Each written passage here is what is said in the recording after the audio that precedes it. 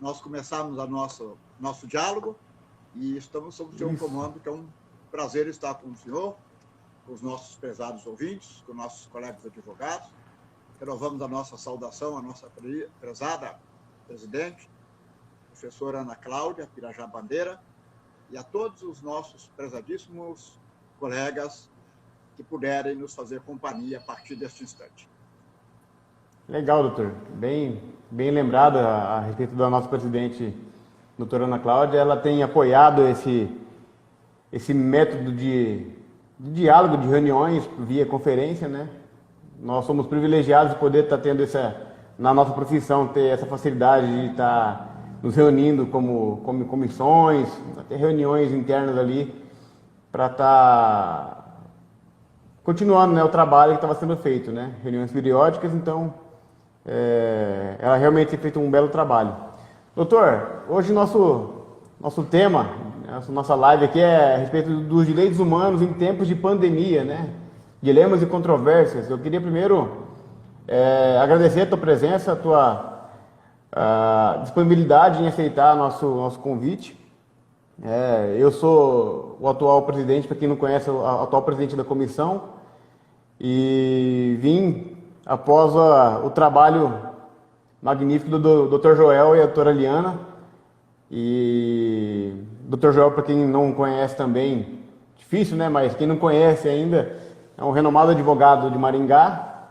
Ele é mestre em Direito, já foi procurador de Justiça, é aposentado, procurador-geral do Estado do Paraná, foi deputado e eu fui o último presidente da Comissão dos Direitos Humanos, agora gestão 2015 até 2018, com quem eu pude estar aprendendo muito, caminhando ali na comissão, entendendo o que é a Comissão dos Direitos Humanos, e fez um trabalho excepcional, né? Eu pude aprender bastante.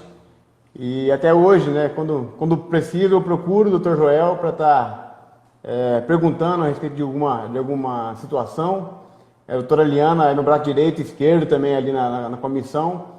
Creio que ela aprendeu muito com o senhor também. Então, assim, o trabalho que a gente tem desenvolvido hoje nada mais é do que uma continuidade de um belo trabalho que foi feito na gestão passada, né? Então, com o doutor eu pude aprender um pouco mais sobre direitos humanos e, em especial, tirar aquele estigma que é direito dos humanos, né? A gente sabe que a sociedade acaba rotulando sem conhecer, né? A gente chama disso de ignorância, né? Que é quando você não conhece a respeito de um tema. Mas nós temos aí o árduo trabalho e também é gratificante poder estar fazendo isso, que estar desconstruindo esse rótulo, essa imagem que as pessoas constroem a respeito de algo que não conhecem. Então, obrigado mais uma vez. E já vou adiantar para a gente aproveitar que está bem, a conexão tá boa, né? Quando a gente fala um assunto que abrange diversidade de segmentos, que é os direitos humanos, é um assunto que se torna algo fácil de uma tendência política, né? As pessoas utilizam isso como método de expor suas opiniões, extravasar, enfim. E, doutor Joel, eu queria pedir para o senhor estar iniciando, explicando um pouco, tanto do trabalho que o senhor realizou na comissão, na gestão passada, né? Como também aquilo que o senhor entende como sendo de suma importância estar trabalhando com os direitos humanos, né? O que o senhor nos diz? Muito bem. Doutor Henrique, a gente começa o nosso trabalho e, como o senhor bem colocou, a questão dos direitos humanos no tempo da pandemia.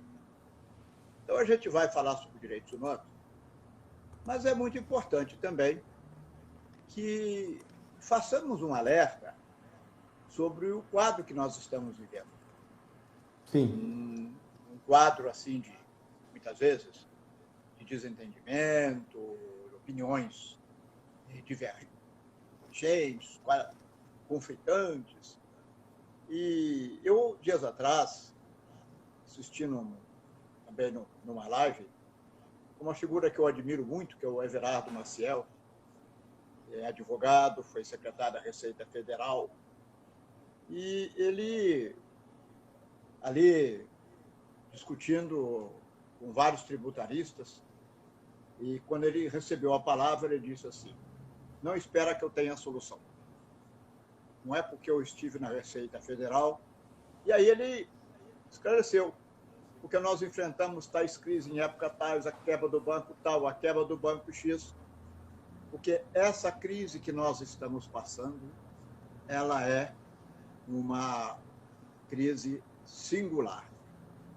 E ele esclareceu que a situação que vivemos é uma situação excepcionalíssima, que assola a humanidade e que ela não nos permite entender esse momento e não permite estabelecer, assim, um planejamento de antemão. O que nós precisamos é enfrentar o momento, é ter espírito de solidariedade, de colaboração e de criatividade.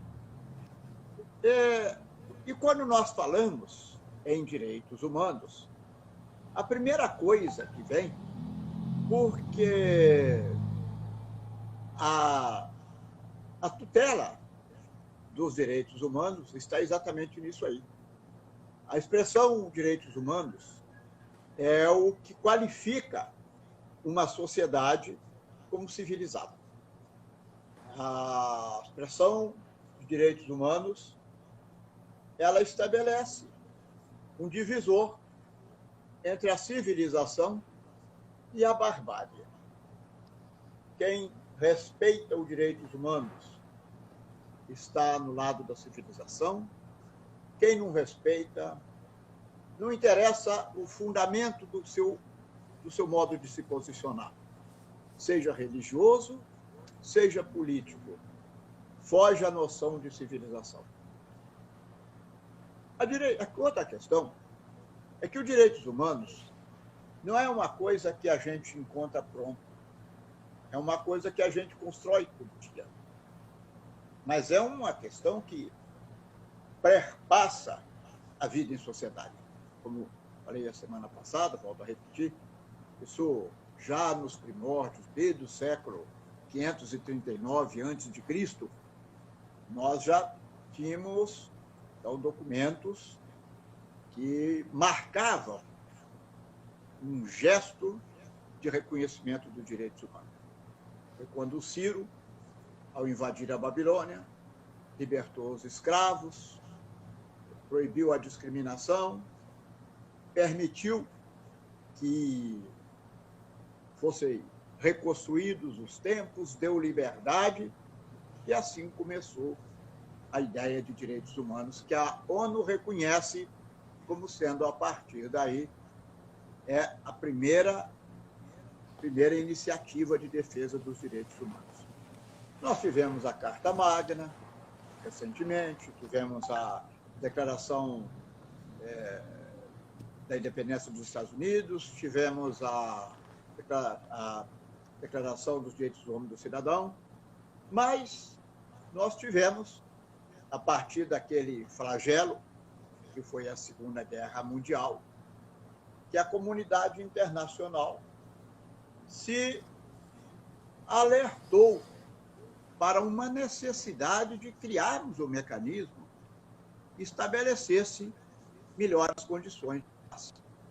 Foi criado até a Unesco, a Organização das Nações Unidas para a Educação, de sorte que pudéssemos estudar os costumes dos povos, enfim, para que nós pudéssemos, através da educação, conhecer o sistema de cada um e respeitar cada um na sua individualidade, no seu jeito de ser, na sua cultura, na sua tradição. E isso tem surtido excelentes efeitos. Apesar dos conflitos que costumam explodir pelo mundo afora, a verdade é que a criação da ONU, e principalmente os princípios que decorrem da Declaração Universal dos Direitos Humanos, tem sido um fabuloso mecanismo de segurança para a sociedade. A Constituição, a noção de direitos humanos, ela sempre foi acolhida nas nossas constituições, mas a Constituição de 1988, a Constituição Cidadã, conforme proclamou Ulisses Guimarães, ela trouxe um credo mais aprofundado, mais convicto, e estabelecendo desde o início já o respeito, o princípio da dignidade humana como um dos seus princípios fundamentais. Então, na Constituição nossa, ela já começa proclamando aquele que é um dos seus principais pilares, o princípio da dignidade humana. E, na sequência, ela, ao falar do nosso relacionamento na política internacional, ela sempre deixa claro que ela vai se orientar, entre outras coisas, colaboração, solidariedade, princípio do respeito aos direitos humanos. Mas é no artigo 5º que ela deixa bem marcado a nossa vocação de respeitar o ser humano, onde consagra os bens inalienáveis, o direito à liberdade, o direito à vida, o direito à não discriminação. Veja, ela começa dizendo, inclusive, ao consagrar que são cidadãos brasileiros, todos aqui existentes. Isso olhado de repente, olhado hoje, pode não parecer nada. Mas quando nós vimos, quando estudamos a história, ver como é que era o tratamento, nós tínhamos discriminações decorrente do nascimento, o direito do solo, o direito do sangue, o direito da escolha. A ideia de povo escolhido é uma forma dessa. Na verdade, no Brasil, a Constituição brasileira, ela veda qualquer tipo de discriminação, seja da nacionalidade, seja da cor, seja da raça, seja do gênero, seja do tipo de profissão, todos nós somos brasileiros. Essa é a marca, é isso que significa direitos humanos, que é esse o desafio que nós temos colocados para que possamos praticar no nosso dia a dia. Perfeito, doutor. Parece que é complicado de algumas pessoas entenderem que respeitar o próximo, né, tem sido algo tão difícil ultimamente, algo que foi necessário ter que criar leis, Constituição, tudo para poder assegurar de que cada um tivesse seu direito e os seus deveres ali garantidos. E infelizmente nós sabemos que é o mal do homem, né? Tem que ter um limite ali, senão alguns extrapolam, né? Nós vemos aí, até tem relação com o nosso tema, com relação à pandemia, alguns que não concordavam em ter que ficar se recolhendo a partir de um momento, de um horário, outros que queriam trabalhar e exercer seu livre direito de trabalhar, outros que queriam, enfim, ter o seu livre-arbítrio ali garantido. Nós sabemos que é um momento delicado, né? O Brasil, por ser um país tão bom, né? Nós sabemos que ele nunca viveu um período assim que foi necessário paralisar o país todo praticamente. Então, nós temos que cuidar com a economia, com a saúde, com a vida do próximo, com a nossa vida, né? Então, nós percebemos que isso tem que ser bem alinhado, né? Mas, de qualquer forma, é um momento especial, né? Precisamos ali de estar nos assegurando que nossos direitos sejam sempre garantidos, né? E que não seja só para uma parcela, né? Como alguns ainda rotulam como sendo o direito dos manos, né? Algo tão pequeno de se pensar. Todos nós temos direitos, né? O idoso, o cadeirante, a criança, a mulher, o negro, o branco, enfim, todos nós temos direitos nós também temos deveres, né? E o que o senhor tem a nos dizer a respeito dessa pandemia? Esse momento que o Brasil tem passado aí um pouco mais de um mês já aí nessa situação, nessa crise do coronavírus. O que o senhor tem a nos dizer, doutor? A tua experiência, a tua vasta experiência como advogado, como profissional da área, aí, o que o senhor nos diz? Bom, a minha experiência, nesse caso, a gente não tem experiência, né? Porque pela primeira vez a gente não pode sair de casa, tem que ficar preso. A sensação que eu sinto, nós que estamos na área do direito, doutor Henrique, é no seguinte sentido: como se eu estivesse respondendo a um processo criminal em que eu preciso ser absolvido. Porque se eu for condenado, eu posso ser condenado à morte. Num processo criminal, a gente pode ser absolvido e pode ser condenado.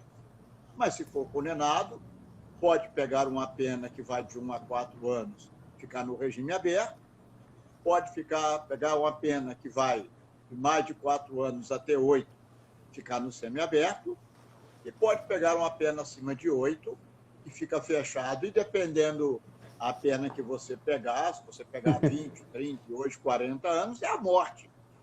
Porque ainda que você fique vivo, fica fechado, como a gente tem visto tantas pessoas aí, condenadas a 40, 50, 150 anos, e muitas deles até são pessoas, volta e meia, são objeto de referência, mas estão presas e não vão sair, e se por acaso acontecer de sair, vão ser pegas novamente, vão ser presas e assim por diante.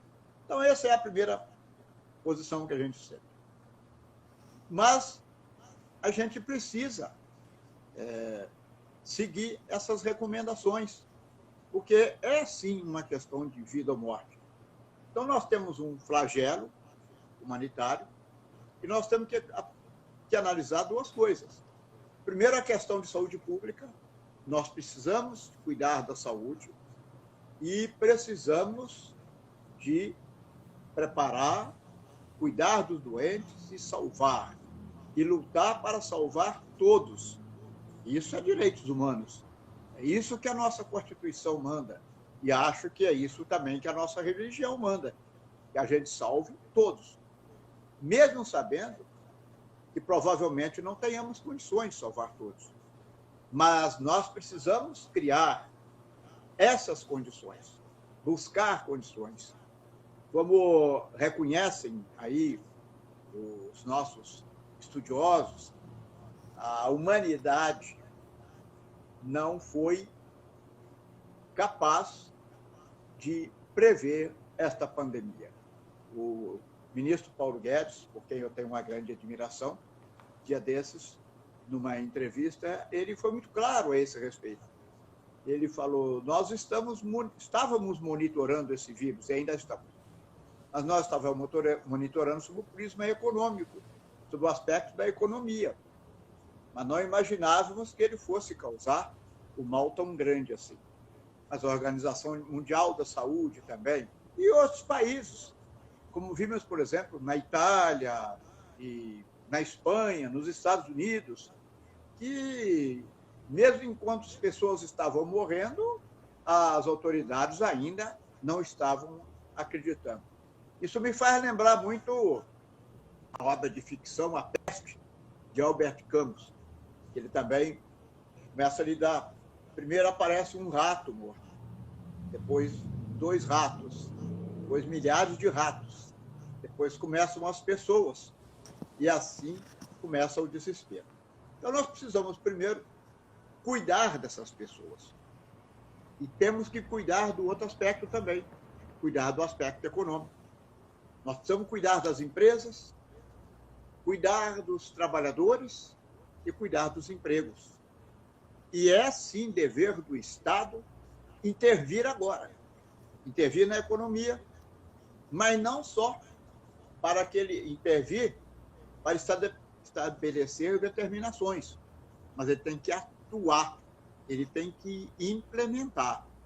Nós já temos visto o governo adotando algumas medidas muito interessantes Isso foi desde o começo, desde que foi anunciado a pandemia pela Organização Mundial da Saúde. Logo na sequência, o Congresso Nacional, também a pedido do governo, declarou estado de calamidade pública, e hoje nós temos uma série de leis. É muito interessante olhar, nós temos no site do Planalto, né, aquele Covid-19, onde ali são colocadas diariamente todas as normas estabelecidas, leis, decretos, portarias, circulares, onde o governo tem procurado investir na economia para poder criar uma situação de equilíbrio. E um país como o nosso, que ostenta o título de estar entre as 5 economias mais importantes do mundo, não pode se furtar a essa obrigação. Nós precisamos trabalhar esse ponto, sim. Mas nós, doutor Henrique, nós advogados, precisamos também pensar como é que isso vai acontecer daqui a uns dias. Nós temos empresas paradas, nós temos trabalhadores perdendo emprego, nós temos pessoas sem condições de honrar seus compromissos. Mas nós temos também uma sociedade experiente, que já passou por outros acontecimentos dessa natureza. Claro que foram acontecimentos com alguns aspectos diversos, decorrente de crise econômica, decorrente de inflação, mas que ela já tem um aprendizado e sabe a importância de negociar. Mas, se as coisas não forem a bom termo, cabe também a nós, da área jurídica, atuarmos com capacidade para dar esse encaminhamento. E, claro, que a primeira saída é a compreensão da crise, é a compreensão da situação global e da situação de cada um, para que podemos adotar as medidas adequadas. Temos hoje, nas nossas leis, nós temos hoje um ordenamento jurídico extraordinário que contempla quase todas as situações. Temos aí o Código Civil, uma série de normas prevendo uma série de medidas. Temos o Código de Defesa do Consumidor. E agora nós temos o projeto de lei 1179/2020, um projeto que foi assinado pelo senador Antônio Anastasia, de Minas Gerais, um grande senador, professor universitário, que contou com um substitutivo da senadora Simone Tebet, recebeu mais de 80 emendas, onde ele está estabelecendo algumas disposições, prevendo negociações, dispondo sobre direito societário, direito de família, direito de contratos, mas não é nada de novidade. Ele apenas procura esclarecer, não é, o que já existe. É uma norma temporária, eu diria até que ela é uma norma temporária de caráter explicativo. Embora o professor Tartucci tenha falado que ele é um mínimo Código Civil, talvez se a gente pensar que ela é uma condensação do Código Civil, sim, o que nós não podemos pensar é que ele trouxe novidades. Não, ele trouxe apenas aquelas normas à tona para lembrar à sociedade que elas existem e que devem, então, ser utilizadas especialmente para nós resolvermos os conflitos que surgirem. E sabendo que a crise ela é temporária e ela vai passar. Então, quando você fala numa negociação, você fala numa moratória, por exemplo, está muito em voga aí, você não está falando de uma moratória que vai implicar em perdão de dívida. Sim. Não é? Nós estamos falando de uma moratória que vai implicar em negociação, que vai implicar em compreensão. E, aliás, uma das coisas que os nossos autores têm falado muito é para evitar o oportunismo. O oportunismo. Sim, verdade. Você lembra quando nós fizemos no nosso encontro semana passada, que nós, né, lembrando o episódio do terremoto de Lisboa, onde o Marquês de Pombal teria dito ao rei Dom José I: agora nós vamos sepultar os vivos, né? Sepultar os mortos, nós vamos alimentar os vivos e nós vamos fechar os portos.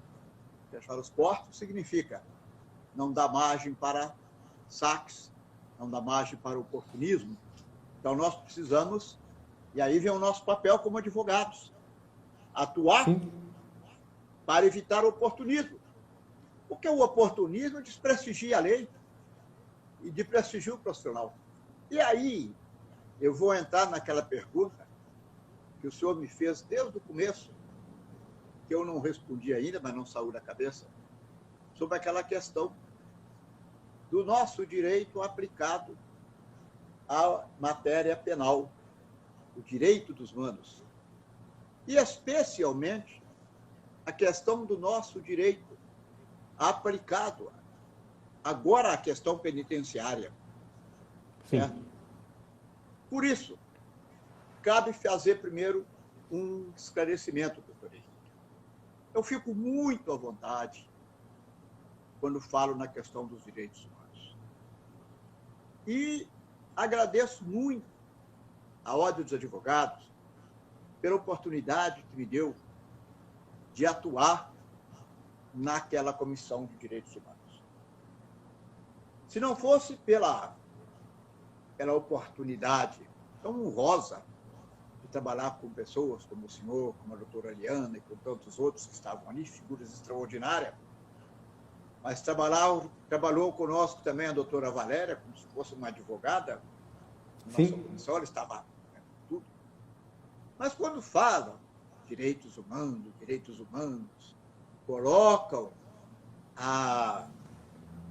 assim a nossa atuação só para defender bandidos, isso também não me assusta, é a nossa profissão, sim. Advogado tem que ter coragem, Sobral Pinto já dizia. Mas acontece que essas opiniões são estabelecidas baseadas no desconhecimento da realidade. Porque, na verdade, o que existe hoje, toda a nossa legislação existe, não só em matéria penal, mas em matéria econômica, em matéria de defesa do consumidor, matéria de família, é uma legislação de defesa dos direitos humanos. Quando a gente tem lá, por exemplo, no nosso Código Penal, uma série de medidas, crimes contra a vida, por exemplo, estão lá apenas de 6 a 30 anos. Lá tem o homicídio qualificado, temos ali agora feminicídio também, o feminicídio. Aí mas mesmo assim, lá os crimes contra o patrimônio, contra a liberdade, nós temos os crimes, as penas elevadíssimas, crime de extorsão, crime de sequestro, crime de latrocínio. Então, no momento, essa legislação é para proteger os direitos humanos. Quando o crime ocorre, o crime revela a falta de proteção dos direitos humanos. Sim. E o culpado por isso não é um advogado que vai lá defender o réu, porque ele vai lá só para defender o direito do réu, para que ele seja punido na medida certa. Culpado foi o Estado que não protegeu as pessoas. Verdade. Culpado é o Estado, quando se vê o feminicídio, culpado é o poder público, que fica enganando as pessoas com leis, mas que não cria um mecanismo para proteger as famílias. As mulheres vão na delegacia agredida hoje, ela volta amanhã, volta depois de manhã, e o Estado não cria um mecanismo para dar uma assistência à família. E, às vezes, os próprios órgãos do Estado, e, às vezes, a própria mídia que critica o advogado, critica as mulheres também. Porque, muitas vezes, eu vi uma reportagem recente, até do meio-dia, quando diziam dois repórteres conversando, diziam, mas você veja bem, a mulher é levada na delegacia de polícia e ela vai lá, sofre agressão, daqui a pouco ela volta com um agressor. Então, vocês precisam... Você não precisa, tem que reagir, você tem que abandonar aquele homem. ela esquece que ela está lidando, não é com um problema criminal, ela está lidando com um problema de família. Sim. Ela não está lidando com um bandido ou com uma mulher tonta, ela está lidando com problemas de sentimento, problema de alma. Porque quem estuda direito penal, claro que hoje, talvez você não estude isso nos cursos, nos cursinhos preparatórios para concurso, onde o que vale é o macete, é o passar de qualquer jeito. Mas Sim. o direito penal estudado, gostoso, naquele banquete que é o estudo, que é o pensamento, né? Onde a gente busca o saber de uma maneira saborosa, de bocadito em bocadito. Esse estudo, você vai encontrar ali vários autores concordando que o direito penal é o direito da alma. Então, nós temos que perceber essas questões. E, muitas vezes, a pessoa que está ali atuando precisa ser tratada. Mas, como o Estado não tem condições de tratar, e ele trata o crime como tratou o coronavírus. Quer dizer, ele sabe o que tem que ser feito, mas não faz, porque não tem interesse. E, quando a coisa acontece, ele fica jogando uma pessoa contra a outra. Porque nós agora criaram os memes, né? A impunidade. Só se fala em impunidade. Mas nós temos 1 milhão de pessoas presas, calcula-se. Um pouco mais, um pouco menos, porque nós não temos estatística. Sim. O ministro Moro deu uma entrevista antes de sair, apresentando dados inferiores. Passaram o dado errado para ele. Aqueles dados que ele falou estavam errados. Nós temos cerca de 1 milhão de presos, dos quais cerca de 40% são presos provisórios. Quer dizer, são presos que a justiça ainda não condenou. E que, a rigor, não deveria estar preso. Mas que, por cautela, para prevenir os direitos humanos, eles estão presos. Agora, aonde está a afronta aos direitos humanos? A principal afronta, a impunidade de verdade, está naqueles 400, 500, 600 mil mandados de prisão que estão na mão dos organismos de segurança para ser cumpridos, que eles não cumprem. Aí sim está a impunidade. Mas toda vez que você fala sobre isso, eles desconversam. Muda de assunto. Então, você vê falar muito em lei penal, você vê falar muito em prender, falar que precisa prender, mas não prende. Prende um, põe na mídia, prende outro, mas o grosso não prende. E por quê? Porque o poder público não tem condições.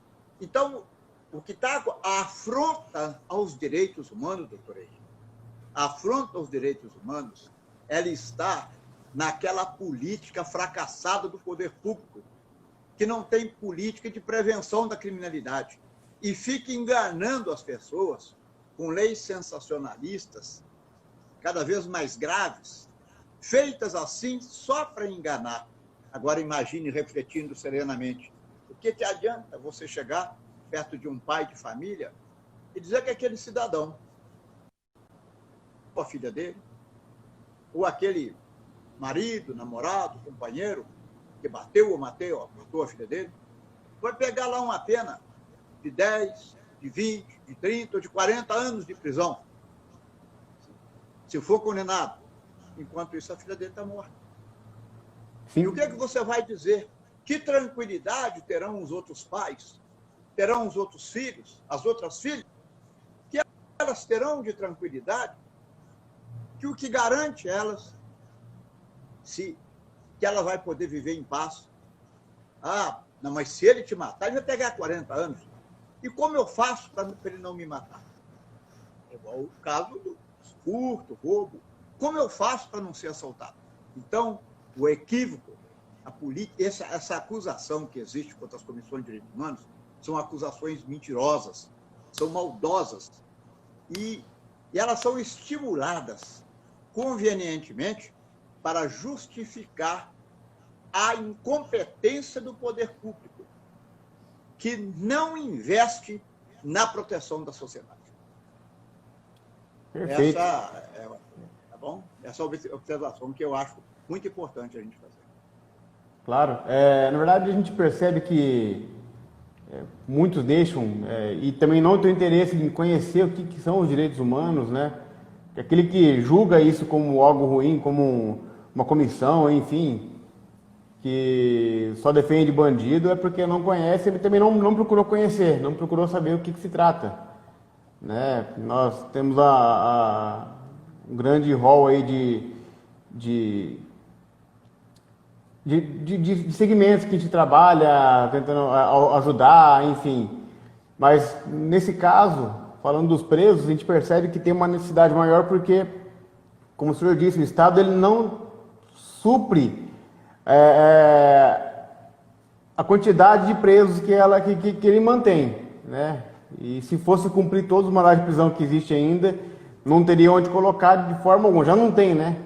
Então, assim, a gente vê também que o Estado ele fica inerte, né, na prevenção de melhorias, e isso, consequentemente, acaba fazendo com que o preso não entenda o que está acontecendo ali, não se ressocialize, a finalidade da pena não acontece, enfim, ele entra e sai como mais um preso, mais uma estatística, e para o Estado nada muda, né? Não há uma cobrança do Estado em falar, Estado, o que o senhor tem feito para poder prevenir crimes? O que o senhor tem feito para prevenir que o agressor, de uma forma, seja ressocializado, enfim. Realmente é uma falha estatal que a gente tenta contornar isso. E nós acabamos ali atuando um pouco mais nessa área penal, né? A gente percebe que o preso por si só ele está ali esquecido, né? Deixam ali, a gente tem vários exemplos aí de presos que estão cumprindo pena com pena bem além daquilo que deveria ter cumprido e estão lá esquecidos no sistema penitenciário. E de outra forma, por outro lado também tem aqueles presos que, segundo a lei, a nossa Constituição ali, não deveria estar preso porque toda pessoa é presumidamente inocente até que prove sua culpa, né? Estão ali cumprindo pena antecipada. Aí ele vai ser absolvido do crime dele e aí fica por isso mesmo, né? Então, a gente vê aí uma atitude do Estado que pouco importa com o ser humano, pouco importa com aquilo com os direitos das pessoas têm sido protegidos, né? E aí cabe a nós, né? Isso eu aprendi na gestão do senhor, em estar acompanhando diversas pessoas, enfim, que procuram a comissão e que não é só preso, né? O preso é o que dá Ibope. Infelizmente, o que dá Ibope hoje em dia é notícia lá de direitos humanos, os presos estão fazendo isso, estão sendo protegidos. Não, a gente protege todo ser humano, né? Nada mais justo do que a gente poder explicar isso e mostrar, né? O direito humano está para todos. Aquele que não tem seu direito garantido de ir e vir, aquele que tem seu direito de sair para a rua, como acontece agora de pandemia, tem que procurar seus direitos. Infelizmente, nós temos aí uma série de situações que é preciso combater, né? Eu já falei para o senhor já que algo que eu achei interessante na sua gestão foi que tem uma situação dos ciganos, né? Que o senhor foi lá conversar com os ciganos também. Então, na nossa gestão também teve várias situações singulares ali que nós tivemos até que cobrar o Estado, né? Recentemente teve o caso daquela menina da Magó, em Mandaguari, que sofreu aquele ato barbário e, assim, nós como comissão, até a doutora Ana Cláudia, nossa presidente, ela ficou bem disposta a estar nos auxiliando nisso, em cobrar o Estado, né? Por que o Estado tem permitido essa situação chegar nesse ponto, ao ponto de ter que acontecer um crime bem grave para poder estar tomando atitude para melhorar?